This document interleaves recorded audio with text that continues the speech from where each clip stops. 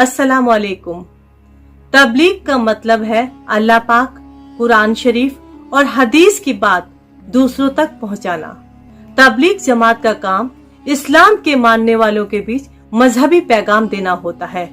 इस जमात के लोग सिर्फ और सिर्फ मुसलमानों के बीच काम करते हैं और उन्हें पैगंबर मोहम्मद सल्लल्लाहु अलैहि वसल्लम के द्वारा अपनाए गए जीवन के तरीके सिखाते हैं।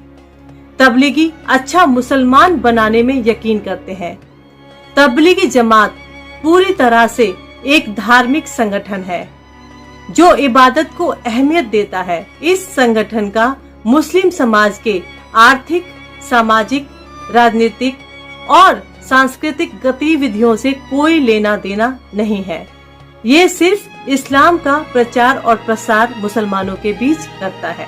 हजरत जी मौलाना मोहम्मद इलियास कांधालवी ने तकरीबन 100 साल पहले तबलीग जमात की शुरुआत मेवात से की थी। इसके पीछे उनका मकसद था कि मुसलमानों के बीच बढ़ती हुई जहालत को खत्म करके उन्हें इस्लाम के बताए हुए रास्ते पर और नमाज की तरफ लाना था, ताकि ये भटके हुए लोग नमाज पढ़ें, रोजा रखें, बुराई से बचें और सच्चाई इख्तियार करें।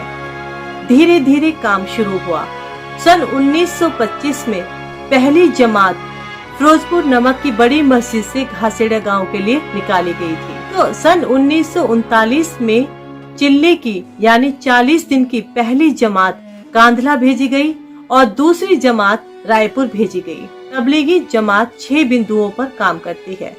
पहला कलमा, कलमा सिखाना, कलमे का मतलब क्या होता है और कलमे की अहमियत क्या होती है। दूसरा नमाज, नमाज सिखाना क्या होती है और नमाज की जिंदगी में अहमियत क्या होती है। तीसरा इल्म और जिक्र यानी इस्लाम से संबंधित बातें करना और सुनना।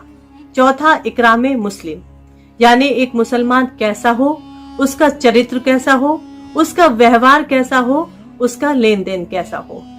पांचवा इखलास नियत यानी इरादे की ईमानदारी यानी नियत का साफ होना। छठा दावत तबलीग यानी अपने कामों को छोड़कर खुद भी इस्लाम सीखना और दूसरों को भी दीन की दावत देना। निजामुद्दीन मरकज तबलीग जमात का केंद्र है।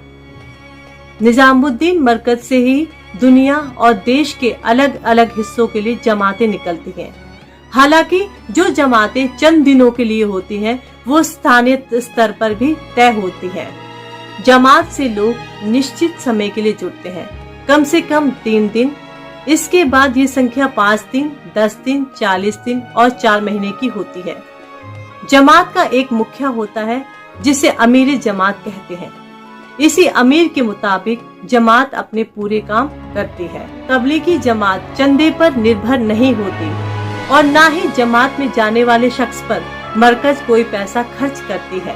जमात में जाने वाला ही शख्स पैसे खर्च करता है। जमाती हमेशा मस्जिद में ठहरते हैं, वहीं सोते हैं। जमाती किसी के घर नहीं रुकते और ना किसी से पैसा लेते हैं। जमाती कभी भी दुनियादारी की बात नहीं करते।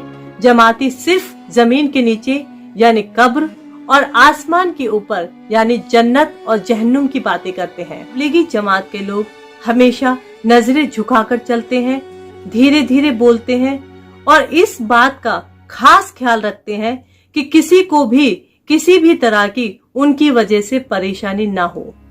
तबलीगी जमात किसी भी तरह की सरकारी मदद नहीं लेती और ना ही इस जमात की कोई वेबसाइट है, ना ही इसका कोई अखबार है और ना ही कोई इसका टीवी चैनल है।